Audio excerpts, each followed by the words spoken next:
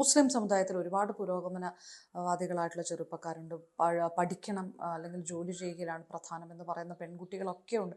അങ്ങനെ ആ സമുദായം ഒരു വലിയ മാറ്റത്തിലൂടെ ഒക്കെ കടന്നു പോകുന്ന സമയത്ത് ഈ പിന്നെയും കുറച്ചു കാലം മുൻപ് പറഞ്ഞ അതേ വാക്കിൽ തന്നെ തുല്യനീതി എന്ന വാക്കിൽ കടിച്ചു തൂങ്ങുന്നത് എന്തിനാണ് ലീഗ്? ഈ പുരോഗമനം, നിങ്ങൾ പറയുന്ന ഈ പുരോഗമനമൊക്കെ ഉണ്ടാക്കി കൊടുത്ത് മുസ്ലിം ലീഗാണ്. ഇവിടെ വിദ്യാഭ്യാസ സ്ഥാപനങ്ങൾ ഉണ്ടാക്കിയത് മുസ്ലിം ലീഗാണ്.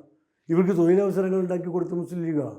സ്ത്രീ വിദ്യാഭ്യാസത്തിന് വലിയ സ്ഥാനം കൊടുത്ത് അതിനുവേണ്ടി രംഗത്തിറങ്ങി പ്രവർത്തിച്ച് സീതി സാഹിബിനെ പോലുള്ള മുസ്ലിം ലീഗ് നേതാക്കന്മാരാണ്. വിദ്യാഭ്യാസം വർദ്ധിക്കുന്നു എന്ന് പറഞ്ഞതിന് അർത്ഥം സ്ത്രീയും പുരുഷനും തുല്യനാണെന്ന് സമ്മതിക്കലാണോ?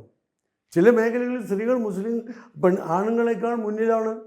അങ്ങനെ സ്ത്രീകൾ പുരുഷന്മാരെക്കാൾ മുകളിലാണെന്ന് ലീഗ് അംഗീകരിക്കുന്ന മേഖല ഏതാണ്? ഇപ്പോൾ നമ്മൾ സ്നേഹം, ആർദ്രത, സാന്ത്വനം, പരിപാലനം, ഇതിലൊക്കെ പുരുഷന്മാരെക്കാൾ ഒരുപക്ഷെ സ്ത്രീകൾക്ക് കൂടുതൽ മേഖലകളിൽ സ്വാധീനം ചെലുത്താൻ കഴിയും.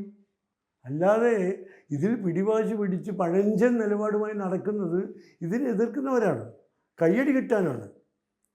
ഇങ്ങനെ പ്രകൃതി വിരുദ്ധമായ, ശാസ്ത്രവിരുദ്ധമായ കാലങ്ങളായി ഭൂലോകം ഉണ്ടായത് മുതൽ മനുഷ്യർ അനുഭവിച്ചും കണ്ടും പഠിച്ചും വരുന്ന കാര്യങ്ങളെ എതിർക്കലാണ് പുരോഗമനമെങ്കിൽ ആ പുരോഗമനത്തോട് ഞങ്ങൾക്ക് യോജിപ്പില്ല.